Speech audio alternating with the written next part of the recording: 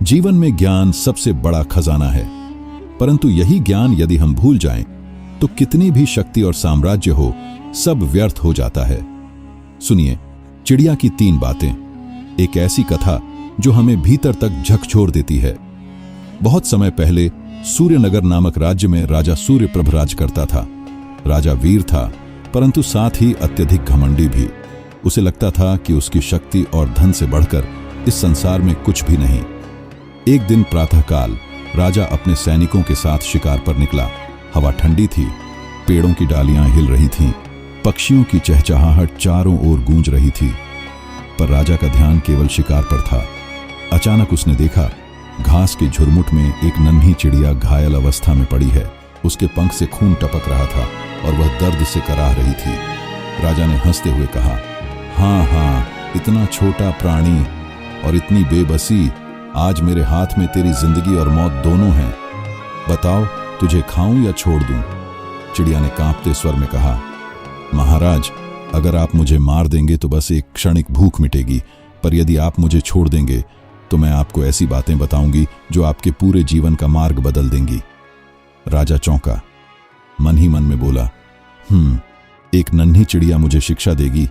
अजीब है, परंतु चलो देखता हूं ये बोल क्या रही है। राजा ने गंभीर स्वर में कहा, ठीक है, बोल, कौन सी बातें हैं तेरे पास? चिड़िया ने अपनी आंखें बंद की और धीमे स्वर में 3 बातें कहीं।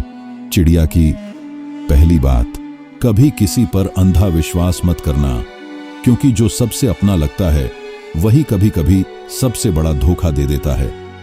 चिड़िया की दूसरी बात, कभी छोटी सी बात के लिए बड़ी मुसीबत मत मोल लेना, क्योंकि लालच और जल्दबाजी सबसे भारी पड़ती है। चिड़िया की तीसरी बात, और सबसे महत्वपूर्ण, बीती हुई बातों पर कभी पछताना मत। जो बीत गया वह लौट कर नहीं आता, जो खो गया उस पर विलाप करना मूर्खता है। यह सुनकर राजा ने हल्की हंसी ली और बोला, हाँ, एक नन्ही चिड़िया और इतनी बड़ी बड़ी बातें, परंतु सच कहूं तो तेरी बातें थोड़ी समझ में आ रही हैं।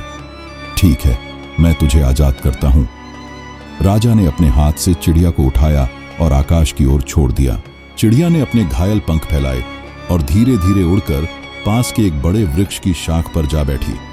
चिड़िया बोली, महाराज, शायद आप नहीं जानते, अभी आपने मुझे छोड़कर कितना बड़ा नुकसान किया है। दरअसल मेरे पेट में एक कीमती मणि छिपी हुई है। अगर आप मुझे पकड़ लेते तो आपके खजाने में असीम संपत्ति आ जाती, आप सबसे अमीर राजा बन जाते। राजा यह सुनते ही उछल पड़ा, उसकी आंखें लालच से चमकने लगीं। राजा चौंक कर बोला, क्या सचमुच तेरे पेट में मणि है? ओह, मैंने कितनी बड़ी गलती कर दी। वह तुरंत पछताने लगा, उसके हाथ पांव बेचैनी से कांपने लगे।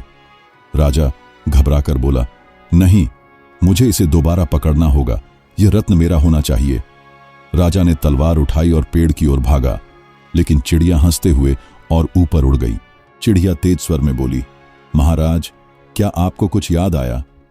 मैंने कहा था कभी किसी पर अंधा विश्वास मत करना, और आपने तुरंत मेरी बात पर यकीन कर लिया।